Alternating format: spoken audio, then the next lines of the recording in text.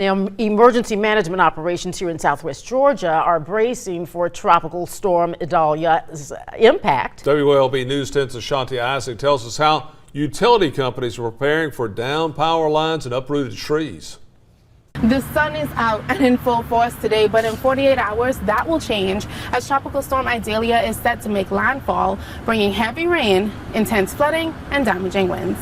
South Georgia felt the impact of a major storm only a few years ago. In October 2018, Hurricane Michael made landfall in South Georgia, leaving thousands of residents without power and water, backed up sewages, and emergency responders on standby while the storm passed over. Trim any trees, limbs that could cause damage to your property, and remember that local governments cannot perform work on private properties for tree damage. Communications Director of Colquitt EMC is reminding residents in the path of the storm to prepare for power outages and to be patient with electric crews as these winds can cause a lot of damage.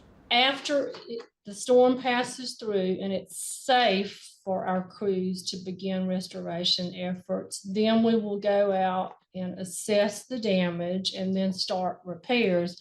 Keep in mind, when you've got huge numbers of downed lines due to huge downed trees and branches, it takes a while. The damage after a storm leaves many families vulnerable to scams. Georgia Insurance Commissioner John King warns people to be on alert for insurance fraud.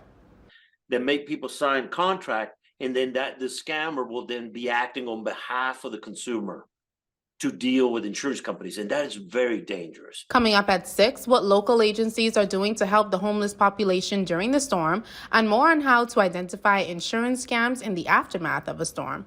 Ashanti Isaac, WALB, your hometown news source.